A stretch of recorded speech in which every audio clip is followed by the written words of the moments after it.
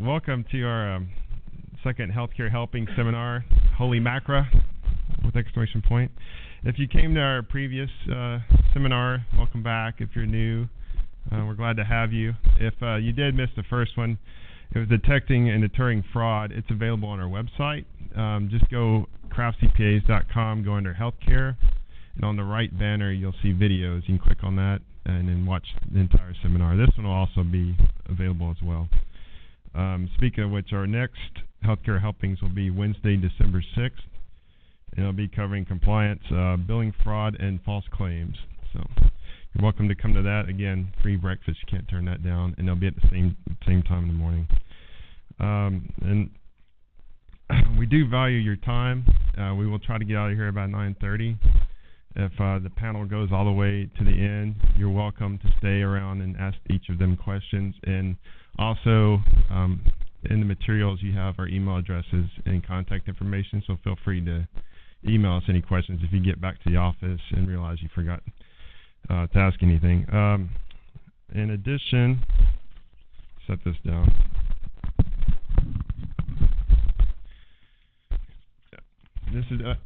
This seminar is available for an hour CME.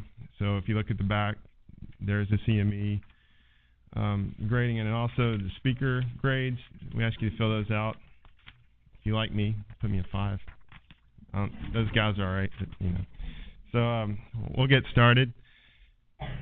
I haven't introduced myself. My name's Jonathan Grigsby. I'm with Craft CPA's healthcare industry team. On our panel today, nearest to me is Jessica Black. She's a senior associate with Craft CPA's healthcare industry team and has more than 9 years experience in public accounting and focuses primarily on healthcare industry, specifically physician practices, oral surgery groups, and dental practices.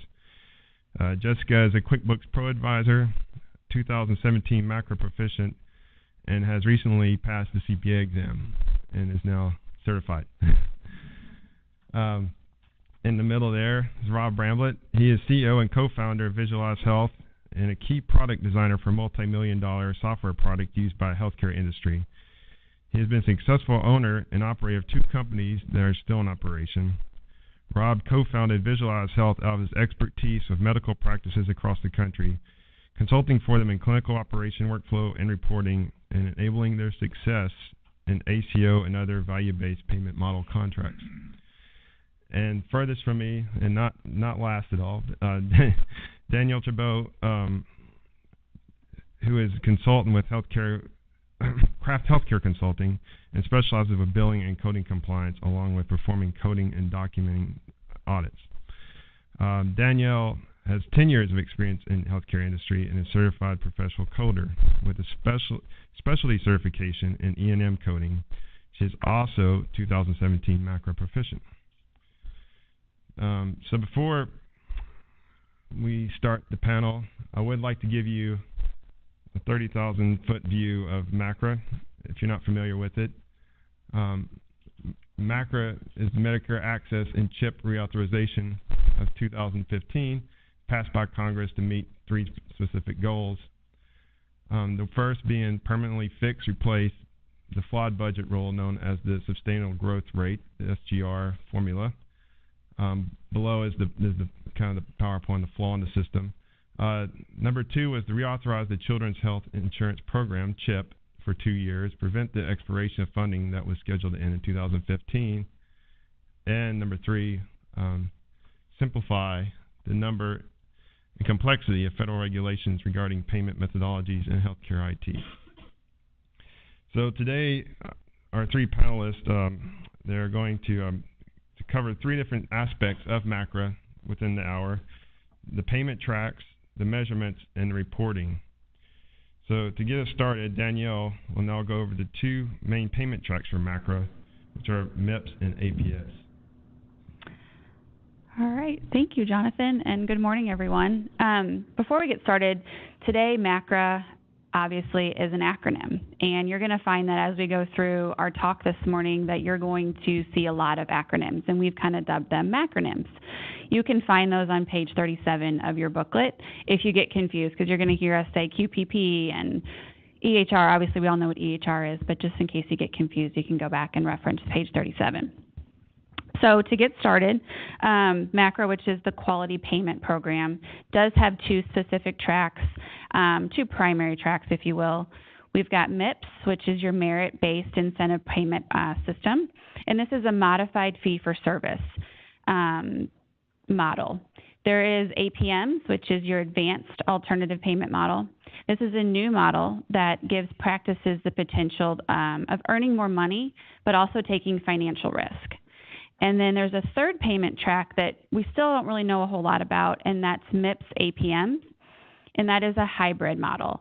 There is not a whole lot of evidence of this being used in the Nashville market, but it is something that may come to light as we learn more about MACRA in the years to come. So MIPS. Again, this is the merit-based incentive program, or incentive payment system, I'm sorry. MIPS is budget neutral, so meaning that each penalty that is received by a provider is an incentive dollar for another clinician. So there is the potential that they could take money from, that money you're not earning is going to another physician's bucket. I want to go ahead and switch the slide. There we go. So we got value and quality, and CMS has quality measures to determine if the providers are following their suggested screenings for listed problems, ordering their test, and the appropriate and effective use of medication. CMS's definition of value and quality is defined by documenting and reporting from the approved list of CMS performance categories. One of the top concerns is under MIPS is that lack of patient incentive. The raised concern about caring for your sicker patients, are they going to comply with the course of treatment? And the way to kind of secure yourself to know is that there are measures where you're protected. For example, in screening for clinical depression, the provider is protected to not have to follow. They could either follow up or not follow up. So if the depression is positive, they must follow up with that patient, and that would require the performance being met. But if the depression is negative, no follow-up is required, and that performance is still met, even if that follow-up has not been done. So that is a concern of a lot of physicians right now. The next slide. So eligibility and impact. Why should I invest my time in MACRA? There is stiff regulatory compliance, decreases your fee schedules, and it increases your expenses. The answer shortly is yes. MACRA is a very sophisticated and carefully constructed program, and it's here to stay for the unforeseeable future. So it's definitely worth the research and your time. The next payment model is APMs, and this approach, again, gives that added incentive to providers, but it does come with that financial risk. Advanced APMs, which is another category, subset of APM, is approved by CMS, and there is specific criteria to meet for that. We've listed here the QPP site, and I would circle that. I would draw an arrow to it. It is a very good site, very well put together, and a very good resource. So keep that in mind. Advanced APMs. The provision for advanced APMs participation is to make a clinician eligible for advanced APMs. One of the biggest criteria is the EHRT. So that certified electronic health record technology is going to be a main component of the advanced APMs. The advanced APM must be a payment on quality measures comparable to quality performance measures. Okay, I think we can go to the next slide. All right. So APM entities, these are organizations that participate with the advanced APM or other APMs. There is a strict application requirement for this, and it does require annual review. Most advanced APMs required application for 2017 by summer of 2016, so it's making it too late now to even join for this transition year, which 2017 is considered that transition year for everybody to keep in mind. Okay, so ask yourself this question: are you coding, billing, or otherwise affected by reimbursement of Medicare services? If you answered yes, then you're very likely to be reporting into MACRA. So for MIPS eligibility, you want to ask yourself these 3 questions as well. These are going to be exemptions. And is the provider a Medicare freshman? Are they billing less than $30,000 per year in Medicare Part B allowable charges? Or is the provider seeing fewer than 101 Medicare unique patients per year? Again, this is a good time to reference the QPP site and check your eligibility.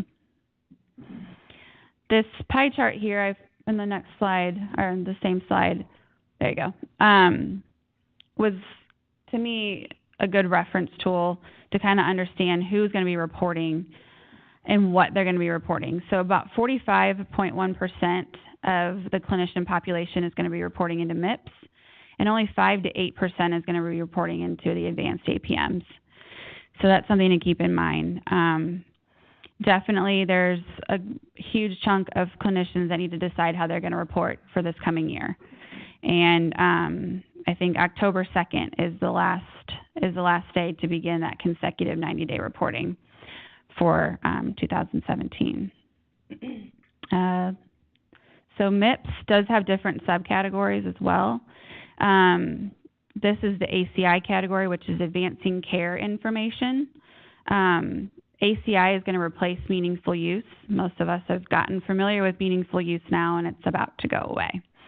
So this is worth 25% of the final score. And in some cases, a provider can be exempt from this category.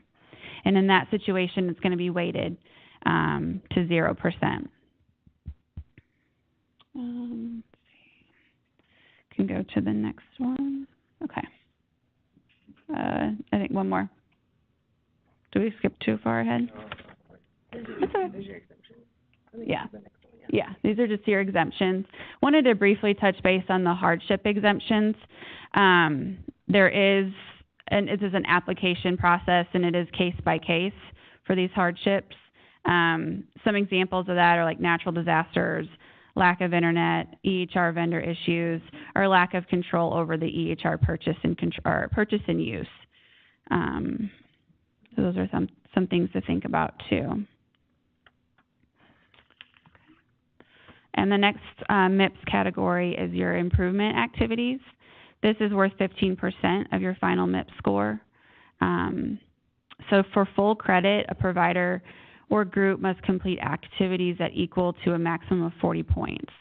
And this reporting is done via attestation. Okay. And the improvement activities, you have your high-weighted points and your medium-weighted points. Group reporting, at least one provider in a group participated in the activity for the reporting period chosen. This, again, is reported via attestation. So some things to think about for what's next. Decide whether you're going to report MIPS as a group or individually, and how are you going to report that? How are you going to report your data to CMS? Is it going to be through claims, through EHR, or through your quality clinical data registry? Again, I mentioned that October 2nd is the last chance for that 90-day consecutive reporting period. So select a date, and we're going to kind of give you some tips going forward now. Jessica's going to take the lead on that.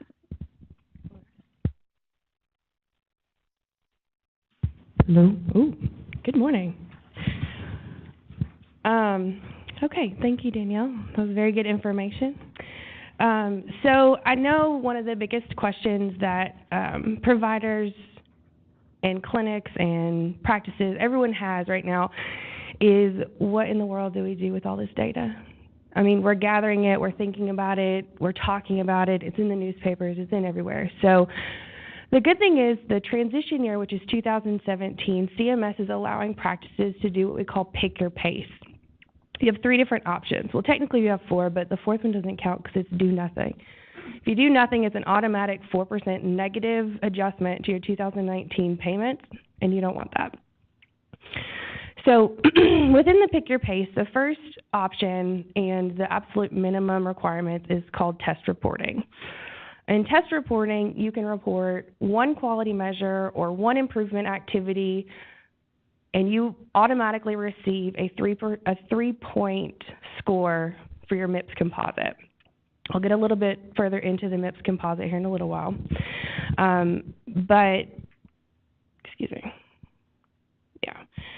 So that is the absolute minimum you can do. If you want to try to throw your hat in the ring for a potential positive payment adjustment, you can submit a minimum of 90 days of data. So with the 90 days, as Danielle said, October 2nd is the first day that you have to start reporting that data. And the last option is full reporting. So full reporting is you report an entire year, you report all the measures, and this kind of puts you into a space for the highest potential positive payment adjustment. It is noted that a practice that submits 90 days of data could potentially earn the same positive payment adjustment as a practice that that also submits a full year of data because of the way the scores are calculated. When you report your data, excuse me, my throat is very dry. I'm so sorry. Okay. Yeah, so there's a potential that if you submit your 90 days of data, you could earn the exact same score as someone who reports a full year of data based on the quality of that data that you actually report. There is a large incentive for attempting to score as high as possible on your MIPS score because CMS has created a bonus pool for what they call exceptional performers. Exceptional performers are those that achieve at least a 70 on their composite MIPS score, and they are kind of put into the running for additional incentives. That bonus pool is actually a $500 million pool, so you want to try to do that. So we are going to try to help you get to that 70. Thank you. Sorry, coffee.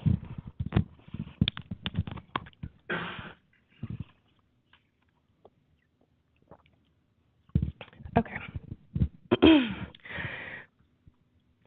So as you can see here, the 4 performance categories are quality measures, advancing care information, clinical practice activities, and cost. These 4 categories are the basis to achieve your maximum MIPS composite score. Each category has an individual maximum score achievable, which is then multiplied against that category's weight. In 2017, you've got 60% for quality, 25% for advancing care, and 15% for clinical practice improvement. All are then added together, and there you have your MIPS composite score. The payment year impact, which is the next slide. Yeah, there you go. Thank you. The payment year impact is a visual representation of how each category currently is proposed to impact the composite score in each of the actual payment years. So if you take a look, you see in 2019 and 2020, cost has no impact whatsoever. But in 2021, your payments are reduced, or your payments are impacted less by your quality score, and you've got a little bit of cost added in there.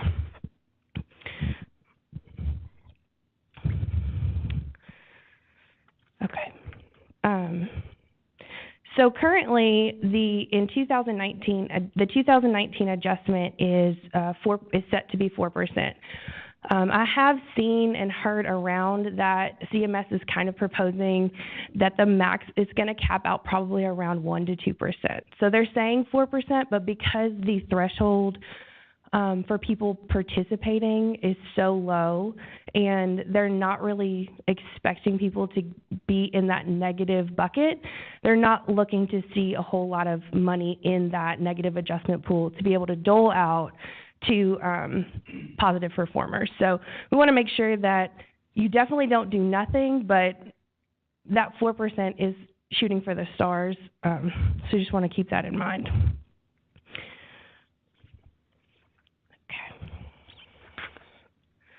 Okay, so now on to how each category can get you that perfect 70. Quality measures make up 60% of your MIPS composite score, and there's also a maximum of 60 points to achieve in this category. The good thing is that there are 271 quality measures to choose from, and you only have to report on 6 of those. If you choose to submit more than 6 quality measures, CMS will actually select your top 6 performers to score you. So submitting more quality data is not a bad thing. And just to talk a little bit about how those quality measures are scored, they're scored against benchmarks. And in the appendix, we've included the benchmarks for each of the quality measures. It's kind of hard to read. You can also access this on the QPP site under their resources tab. So on the benchmarks, this shows each measure and their related submission method, which we can go into later, and Rob can actually dive into, and the range of what they call the decile. Is that how you say it? Decile? I'm sorry. So there are 10 deciles for most measures, and each will have a point value assigned on the performance data submitted. So each measure can range anywhere from 1 to 10 points. But again, you only get credit for 6 or your top 6 performers. For the transition year, there is a thing called data completeness. So it's a part of your quality measure. Your data has to be complete when you submit it. In the transition year, the data completeness requirement has been kind of waived. So if you report any level of a quality measure, you're automatically assigned your 3-point floor. Okay. So, advancing care information. Advancing care information has 2 tracks in 2017. Transition objectives and measures, and then objectives and measures.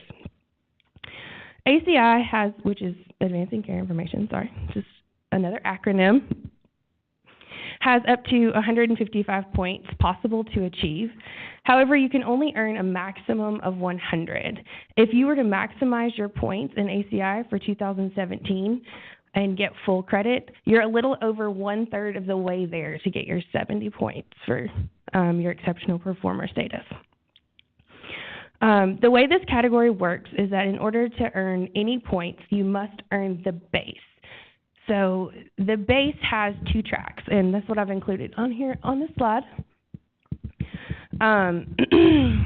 The base score awards a maximum of 50 points.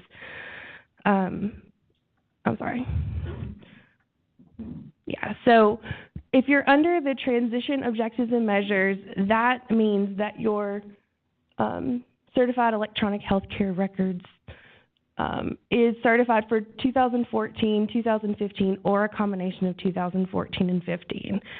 You can only qualify for the base measures in the actual objectives and measures if you have 2015 or a combination of 14 and 15. So what that means, if you're still working with only a 2014 certified electronic system, you can still participate in this category, but you're not going to go into the objectives and measures. You're going to be in that transition stage.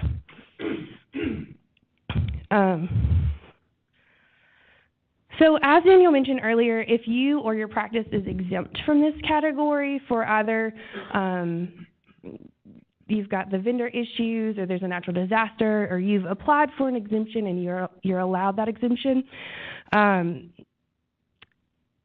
those percentage points, so that 25% does get reweighted to your quality category. So now instead of your advancing care being 25, it is 0, and your quality is now 85. So it's a big chunk. So you want to make sure that you do at least those 6 measures. So security risk analysis in this category is really a big deal. Everybody knows technology is getting more and more important in healthcare, protecting your information, protecting your patient's information, your clinical information. So security risk analysis is one of these requirements for base points. Security risk analysis falls under HIPAA. The security risk analysis keeps you safe, keeps your patients safe, and it's just a good thing to do. So we will highly, highly, highly recommend, if you do nothing else, make sure you get your security risk analysis completed. Okay. Y'all asleep yet? Okay. So, clinical practice improvement activities. This here is 15% of your composite score. Most participants will attest to up to 4 improvement activities for a minimum of 90 days. And with that, there are 92 total improvement activities to choose from. Of those 92, there are 14 that are high-weighted and 78 that are medium-weighted. The difference to you and your composite score is going to be that high-weighted ones are worth 20 points and the medium ones are 10 points apiece. So you want to max out your 40% or your 40 points available for this category. As Danielle did mention, it's just done by attestation. You say, yes, you did it. No, you didn't. And you want to make sure that you keep your documentation. You keep everything that you say you attest to. You guys know the meaningful use audits. They're coming back and trying to take in all that money. You want to make sure that you keep copies of how and why you're attesting to what you're attesting to. There is a list available for data verification on the QPP site. If you need any help finding that, please feel free to reach out. I'll be more than happy to help you find it. So groups with fewer than 15% participants, or if you are in a rural or you're in a health professional shortage area, you can attest that you've completed up to 2 activities for a minimum of 90 days and still receive full credit. So you kind of get a break there. Cost. Cost is kind of a big issue. 2017, it's obviously weighted at 0. If you look anywhere, it's saying most reference points will say that it's going to be 30% next year. In the 2018 proposed rules, they have proposed for cost to be a 0% factor in 2018. That's why when you saw the benchmarks earlier, that's how it was presented. But in 2019, it is proposed to be 30%. Right now, CMS is trying to figure out how to weight that. And as it stands right now, it looks like CMS is going to be measuring that based on the claims volume. And so at this time, it doesn't look like we're going to need to look into that too deeply, but we will keep you updated. Okay, so you can go to the next one. Okay, so MIPS versus MIPS APMs. APM is the second payment track that Danielle mentioned earlier, and under the MIPS APMs, most people think that, well, I'm in an ACO, so I'm an APM, so I don't have to do anything. Well, that's not necessarily true. So some ACOs can fall under the APM or advanced APM status, and there's just not a whole lot of the APMs that are, or the advanced APMs here in the Nashville area, and if you're trying to be an advanced APM for 2018, it is also too late. So if you want to participate in the 2018 advanced APM tracks, you want to start looking at that now because those deadlines come in pretty early. So certain APMs include the MIPS-eligible clinicians as participants, and they hold their participants accountable for cost and quality of care provided to the Medicare beneficiaries. This type of APM is called a MIPS APM, and participants in MIPS APMs have MIPS special reporting requirements and receive special MIPS scoring under the APM scoring standards. So if you reference back, the improvement activities on this one is 20%. Your quality is only 50 instead of 60, and your advancing care is 30. Excuse me. All right, let's go to this one. Okay, so not all ACOs, like I said before, are advanced APMs. MIPS APMs are considered the Medicare Shared Savings Program Track 1. So if you are under a Medicare Shared Savings Program Track 1, you are still required to report under the MIPS guidelines. ACOs that are participating APMs and have participants that do not meet the quality payment or the quality participation thresholds, which in this year and next year is 25% of payments through Medicare and or 20% of their patients through the Medicare ACO. If they don't meet those thresholds, then they are not participants. So then those physicians are required to then report under the MIPS guidelines. Do you have anything to add to that? Okay. Okay. I will say something. Oh yeah, go ahead. How many groups in here are part of an ACO? All right. How many groups in here are part of a Track 2 or 3 ACO? All right, so we've got some Track 2 and 3.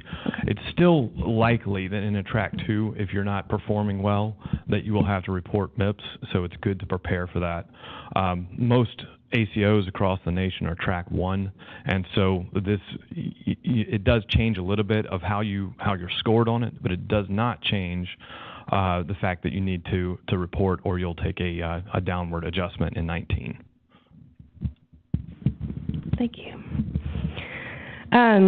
So just to add on to that, Medicare does take 3 snapshots through the year to determine who is a participant or a qualifying participant or a partial qualifying participant,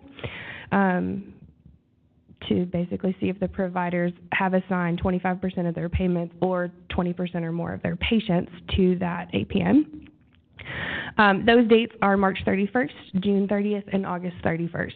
So if you have a physician that joined your practice after August 31st of the current year, you are an APM or you're an advanced APM, those physicians still need to report under the MIPS reporting standards, because once they've taken that snapshot at August 31st, that's it. So anybody that joins your practice after that is still responsible for the MIPS reporting.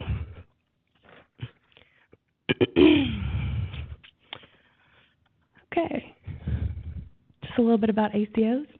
I know, like I said before, it's ACOs, APMs, MIPS, MACRA, all these letters that it's alphabet soup, so it's a little confusing. But ACOs under the MACRA guidelines still have to report under the ACO program that they were set up. Most have to report under the CMS web interface for their submission of their quality reporting.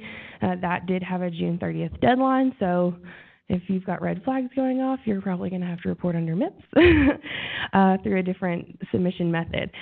So the benefit to participating in an ACO is that one of the requirements is that you do report a full year of data, so you're automatically thrown in the ring for that maximum payment adjustment. ACOs will receive full credit for their improvement activity category. There's nothing additional they need to do. Because of the ACO requirements and guidelines, they automatically receive full credit for that category. They will not have a cost function, and they're not expected to have a cost function due to most of the Medicare shared savings structures of the ACO models.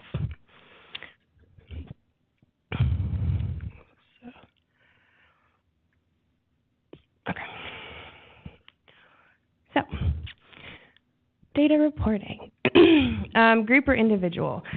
So there are a couple of different ways to report. You can report as a group, so you can take all the data that we just discussed, report it as a group, which is several NPIs under 110.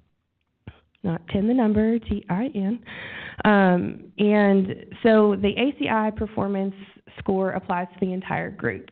So one doctor attests to participating in the improvement category. It is then applied across the board. Each clinician must report the same quality measures, and they all must use the same submission method. So that being said, we'll go into submission methods in just a few minutes. The other way for groups or for physicians to report is on the individual level, and that is by NPI. People that are excluded as individual, as Danielle did mention earlier, is usually the freshmen in the Medicare program, as well as individuals who are under the low volume threshold. So they only bill Medicare $30,000 a year, or they only have less than 100 Medicare beneficiaries. It is an or category, so if you have 99 Medicare beneficiaries and yet you bill $50,000 to Medicare, you do not meet that low volume threshold. So it's one or the other that you have to meet, and not both. And Jessica, I would point out that this the $30,000 billing means that. It means billing. It doesn't mean collection. So, you know, those two numbers can be very different in a practice. Absolutely. Thank you. So there's a couple of different structures for this, even though several NPIs can report under a 10 throughout the year for their Medicare billing. They can still select as a group collective to report individually. So they're not required just because they report to Medicare under 110 to report their quality measures as the 10 base. But that has to be a group collective. You can't just have two of a 10 physician practice report individually and the rest report as a group. It's an all or nothing kind of thing. So that decision does need to be made. So if an eligible clinician bills under more than 110 during the performance period, CMS will typically use the highest final score associated with that NPI during that performance period. So if in 2017 I worked for two different practices, I worked for the Group A in the beginning and I worked for Group B at the end, whichever score that I receive is highest will follow me in 2 years. So if I work for Group C in 2019, that score that I've received for 2017 will still follow me. I don't get to automatically adopt Group C's score. So that's very important for physicians to remember.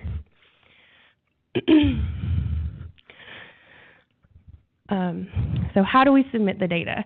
So there are several different submission methods for you to get the data to CMS. One is via the EHR. One is through registries, through claims data, which is an individual only. You cannot submit claims data as a group. Through the CMS interface, which is a group only.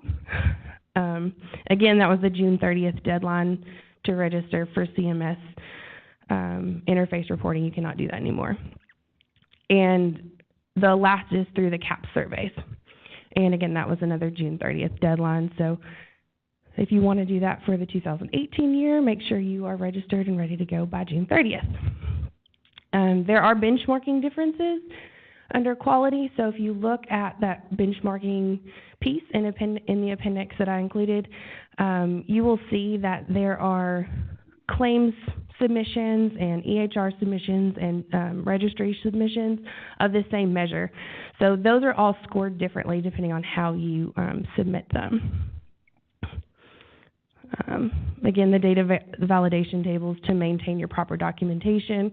That's important to make sure that you keep all that stuff in the background because you don't want to be audited and then take your money back. Okay, so how does this impact my practice? That's really why we're here. We want you guys to kind of have some stuff to take away, to take back to your practices. In my opinion, and our opinion, this can impact your practice in several ways, one of them being possible eligible clinician acquisition and retention. Your scores stay with your group. your physicians have those scores. So if you score low and you've got a physician that's used to scoring high or has a high expectation, are they going to want to join your group? What are you doing to improve those? So those type of things, and making sure that you've got that quality staff on site, and being able to maintain the physicians, being able to maintain the quality physicians on staff is really important too. So you want to make sure that you're meeting or exceeding those requirements. Compensation structures. So for physicians that are coming onto the practice, something you can consider, if you've got somebody coming on with a negative payment adjustment, that can be a large factor in their compensation requirements. If your group scored really high and you guys are expecting that bonus for the Medicare reimbursement or the incentive, the payment adjustment, that's going to be one of those things that you can factor into compensation. Patient traffic flow and practice reputation. Think of Yelp for doctors. So not only is this going to impact your reimbursement, it is also going to be public knowledge. 2017 will not be, but it's considered 2018. All of this information, scores, will be made public. Everybody will know the doctor's score. Everybody will know the practice score. So the world, we are in a Yelp happy world. Everybody loves the reviews. And so it's just really important that you stay ahead and score high. So looking ahead to 2018, again, 2014, healthcare technology is still allowed. 2015 is encouraged. I foresee that becoming really kind of a big deal in the next 2 years. There is going to be something called virtual group reporting. If you guys have any questions or are interested in that particular thing, please let me know. It is in proposal stage. There's a lot of stuff that's going into it, so I don't want to really go into that right now, but it's definitely possible. Again, no cost in 2018, but it is expected in 2019. And the low volume threshold is expected to change from the 30,000 billed to and 100 Medicare beneficiaries to the 90,000 in billings and 200 Medicare beneficiaries in 18. And they are also proposing that there can be multiple submission mechanisms allowed within a performance category. So right now, if you're submitting quality under EHR, you have to submit all your quality under EHR. But they are looking into changing that. So now, I'm sorry, I've got one more. How do I stay ahead of the curve? So the QR/UR reports for everybody who reported under PQRS and meaningful use, that feedback is available. They came out on 9/18, so they've got your quality composite score and your cost composite scores. That is definitely highly recommended that you take a look at that. You want to review all the feedback that is available to your practice to determine your strengths and your weaknesses. We cannot stress enough, verify your NPI to confirm participation status and to develop a team of resources and professionals like Rob here, who will go over some of the reporting and benchmarks and tracking. And like I said before, you want to make sure that you submit something to avoid any type of negative adjustment. So, thank you. Awesome. Thank you all. Well, I have two observations before I talk about anything MIPS or MACRA, and one is it goes all the way back to Jonathan's, I think, second slide that talked about the 3 reasons for MACRA, and the last reason was to reduce the regulatory burden on practices. And I find that really kind of funny, right? We've heard that from Washington several times from several different administrations, and what I find is that it's always harder and harder and harder, and there's more regulatory burden, and it's way harder to understand every year. The good news is that gives us up here a job, and that keeps you guys busy at work too. There's a lot of job security there. So that was the one observation. The second observation is I only have 4 slides, and I didn't make any notes. So what I did do, though, is I scheduled a software demo for myself at 10 o'clock. So I guarantee you'll be out of here by 10 o'clock, notes or not. I'm very passionate about the subject. I've got a lot of experience. I've got as much experience in this as anybody in the world. That's not saying much. We've all only had about a year's worth of experience in this. So a little bit about what we do and why we're kind of unique in the market. Two things. One, my company owns 4 ACOs. So we're very familiar with the whole ACO process, what to do with an ACO, how to run an ACO. All of them are track 1, but they're spread out throughout the country, and we're looking at and maybe even adding a couple more in 2018. Additionally, we're the only QCDR, Qualified Clinical Data Registry, in Tennessee, right here in Franklin, Tennessee, and we're one of 120, but none in Tennessee. So just the really easy math you can do on the, I think it was one of the slides Jessica put up was, I think it's 45% of all Medicare or all providers in the United States are going to have to report MIPS. That means 600,000, roughly 600,000 providers are going to have to report MIPS in 2017. There's only 120 vendors that can help you report MIPS. So the math on that is each one of the vendors have to have about 5,400 individual providers that they assist. Now, if you look at the different ways that you can report MIPS through different registries and whatnot, a lot of them aren't full-service registries. Some of them are very specialty-specific, like there's one that's doing allergy and immunology, and they only have a couple of measures that they report on for allergy and immunology. So it's not likely that many of you in this room could use those particular measures in that particular registry to do it. So you have to be really careful when you're looking at engaging with a vendor to help you in MIPS, that number one, they understand how to do it, they are qualified and certified to do it, and then that they're available to do all of the measures that you need done. So that's kind of who I am, who I work for, Visualize Health, and one thing that I always am hearing, or have been hearing really since about June, is how do I stay ahead of the curve, right? And so this is 3 ways. Understand the measures. Measures are very different than even the ACO measures. There's about 30 different ACO measures that we've had to report over the last few years. One of them that I'll use as an example is flu vaccination. The flu vaccination for the ACO is for the previous year. You report it by March. You'll report it by March of 2018 for the 2016-17 flu season, right? So there's a finite opportunity to affect that measure, and it happened the last flu season. The MIPS measure, however, is that flu season and the 2017 October through December flu season, right? And so that's a big difference in the measures. And if you know that and are tracking that, it makes it much easier to actually meet your quality thresholds within those types of measures.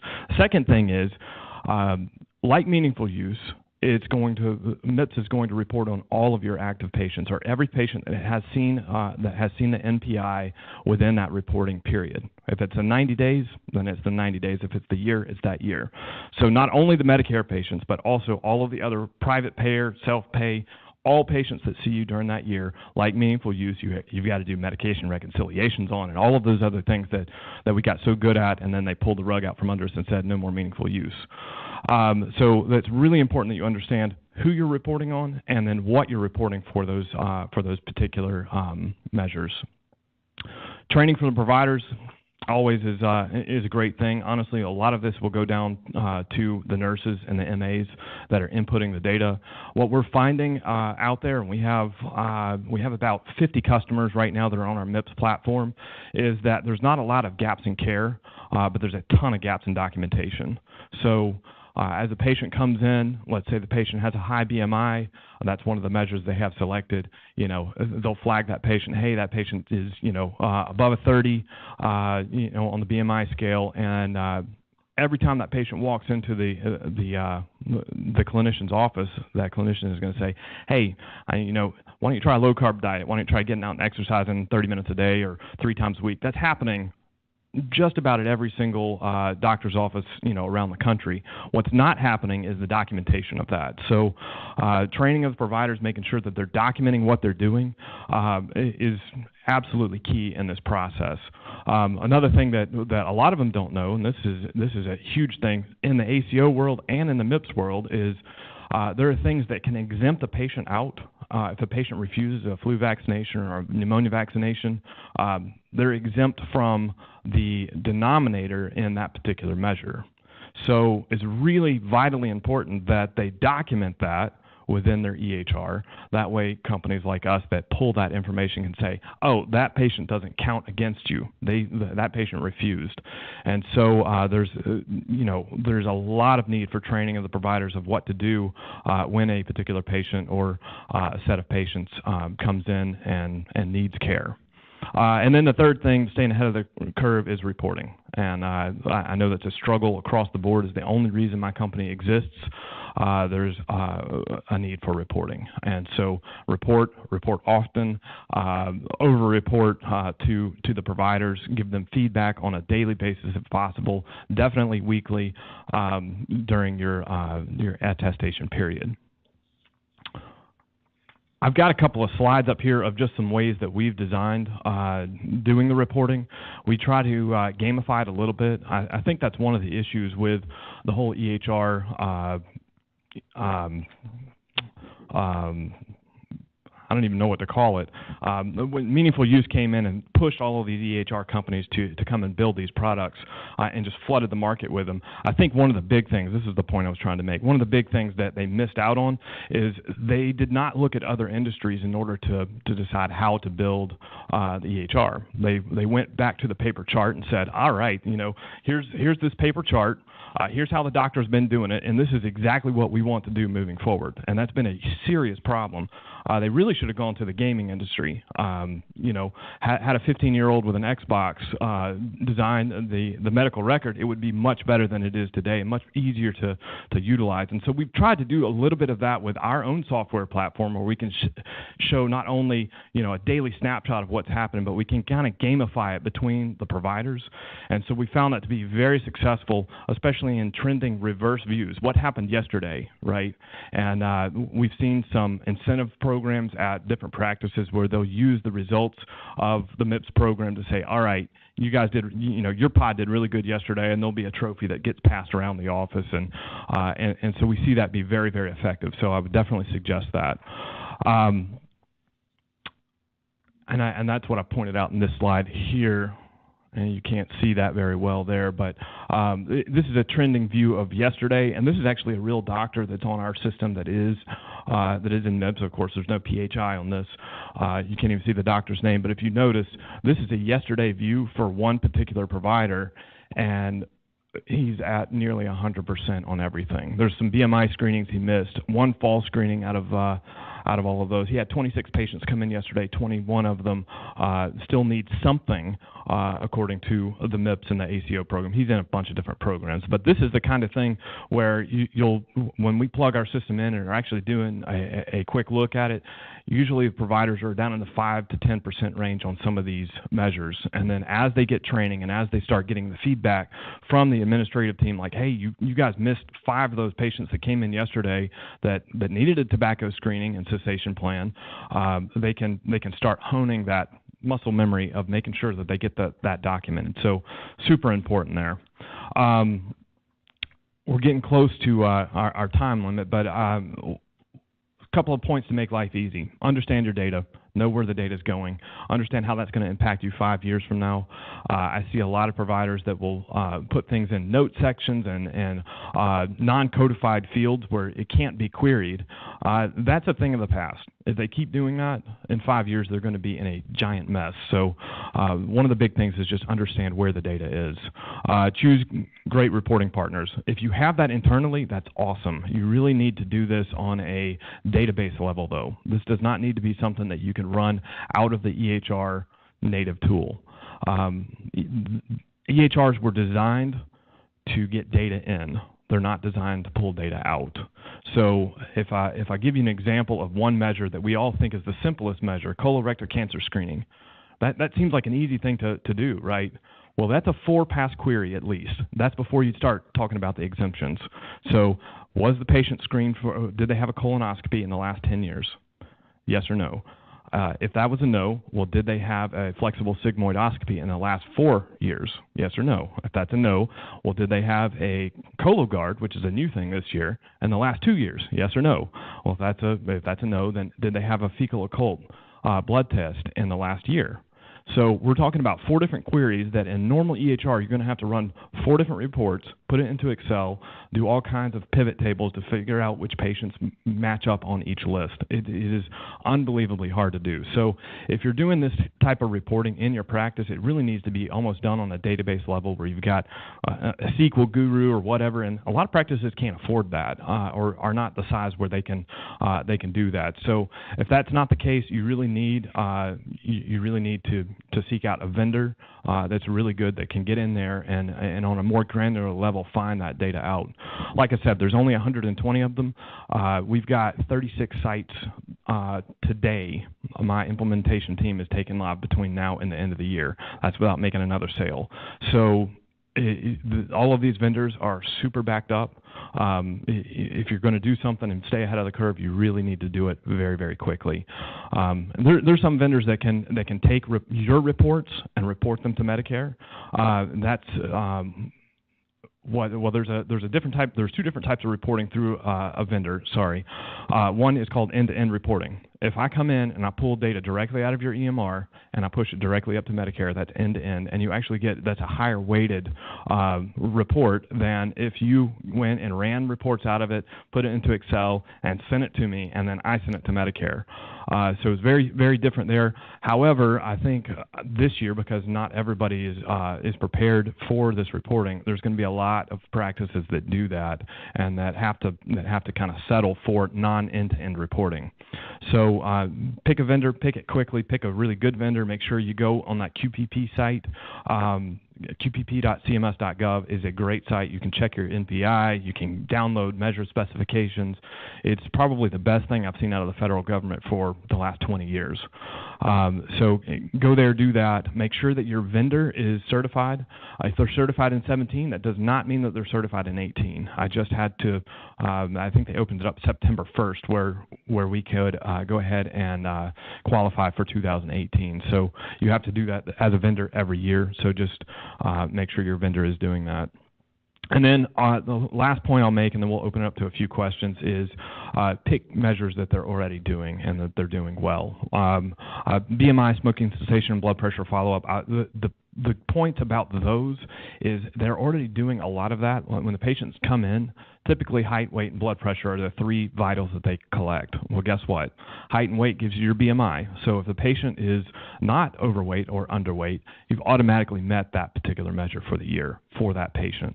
If they are overweight, it's very simple to just go ahead and add the documentation of the plan that you probably already gave the patient. You need to go on a low-carb diet and exercise 3 times a week and yada, yada, yada. Blood pressure, same thing. If they're within normal limits, you're good to go. Smoking cessation, that's something that they were doing in meaningful use where they're going in there and collecting the smoking data. If the patient has been screened in the last 24 months, they're good to go. If they're negative for smoking. If they're positive for it, again, it's still happening every day where, the doctor walks in and smells smoke in the exam room and he or she is going to counsel the patient, look, you really need to stop smoking. Can I prescribe you something? What can we do? There's a quit line that the doctors all over the place are handing out. So those things are very easy to do. Those are higher weighted measures, and it's something that the actual practice of medicine does not have to change. Just the very small piece of documentation needs to change on that. So I'll end there. We'll open it up to some questions, and that clock back there is a little fast, so we've got a few minutes. Get the game show, Mike. I know your time's valuable. We're pushing up on 9:30. If you need to leave, our email addresses are available in the booklet. And feel free to email us. But we can squeeze in a few questions if anyone has one. I can bring you the mic out. Any questions for the panelists? Do that, Donahue. Yeah. This better be a softball. Yeah, total softball. Thank you all. Actually, great information. Rob, would you mind touching on just the different submission methods, the distinction between claims versus registry versus EHR, the differences between those, pluses and or advantages, disadvantages of those, and how practices might select how they submit. Yeah, all the various data points. Great question. So if you go to the QPP site and you look at the list of, I think it's more than 271 measures right now, some of them are only available in certain methods. Some of them are only available in claims methods. And if you do choose to do a claims method, that you have to do all of your measures with claims. So that's one of the real pitfalls to that, because if you're doing really well on a particular measure, but not on a claims measure, but the other 5 you're doing really poorly on, you don't have much of a choice. So the vast majority of them are registry or QCDR measures that you can report. So it's very beneficial to use a vendor to do that. I think there will be a lot of them this year because you only have to report on one measure that can go in there and report on a claims measure and will be just fine. I think the pitfall to that is it gets you complacent, and now the providers haven't learned or built any muscle memory on the MIPS program. They go into 2018 where there's a lot more at stake, both on the negative and on the positive side, and they're just going to fall flat on their face because you can't start something January 1 without any training and expect to report the entire year and do well. So so there's the EHR. Some EHRs are doing that. Not all of them are. That's probably going to be the very least used submission method. The claims is probably going to be used quite a bit. And then the registry, which QCDR is a Qualified Clinical Data Registry, which is kind of like the Cadillac of registries. They can do more than just a normal clinical registry. And so you can use any of those. Are there any other questions? Yeah.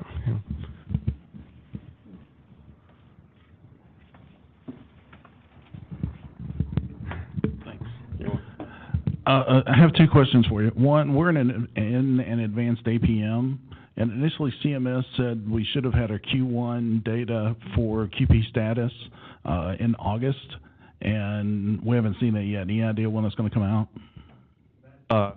It's awesome being in an ACO, because there is a lot of regulation put on you that if you don't cross every T and dot every I, they will kick you out of the program. And I've seen that all over the place. But the flip side is not the same. They can drag their heels and move dates around all the time. There was a lot of stuff that happened with CMS and inside of CMS is from my perspective during these last 2 hurricanes. And then CMS drug their feet. It was interesting. We got a RFI. There's a request for information process on starting an ACO for 2018, and we were expecting this request for information to be handed back to us on the timeline that they gave us, which is kind of silly, I know, but one of my team members, my compliance guy, he said, "Rob, I bet that we don't get that RFI 2 until they announce what happens to the healthcare bill." And sure enough, about an hour and a half after the Senate announced that they were not going to vote on the bill, we get RFI 2. So there's a lot of the stuff that comes in play that, maybe that's a conspiracy theory. It might be true. It might be just a crazy coincidence. But they're kind of on their own schedule. And so unfortunately I don't have a good answer for you on that. Okay. Second question was related to something y'all mentioned earlier about how physicians that move from practice to practice over the next couple of years. So we're reporting as a group. Since we're in an APM, even if we don't qualify, we're required to report as a group. So our score for this year determines our reimbursement for 2019. So if I have a physician that joins, say, in December of this year or joins sometime next year, is he not going to fall under our group numbers for 2019? The way that works is if NPI reports under several tens for the year, CMS is going to assign that NPI a score. If they come into your practice in December of this year or January of next year, they're going to have their own individual score. They're not actually going to be qualified for your TIN score because they didn't participate through the year for those measures. Does that make sense? I'm sorry. That's one of the reasons why I've suggested everybody be prepared for MIPS, because even if you're in an APM that qualifies for the exemption of MIPS, it's likely that there are going to be providers that come into the TIN that'll still have to report. So, in my opinion, everybody's doing MIPS. Everybody has to do MIPS. And then when you get to the end of the year, you only report on those 2 or 3 providers, hopefully, that came into your practice after I think it's after August 31st. If they come in after August 31st, there's no eligibility for them to do the APM exemption. Well, if there are any further questions, we're going to hang around up here for the next 30 minutes, so feel free to walk up. And again, we're easily available for contact through email or phone. Our next Healthcare Helpings is going to be, December 6th. It's a Wednesday, and it'll be covering compliance, billing fraud, and false claims. Our Krauss Healthcare Consulting Group, which is sitting in the front here, will be giving that. So you can come up and shake their hand. But we'd like to thank Jessica, Danielle, and Rob for sitting on the panel, and thank all of you for coming out today.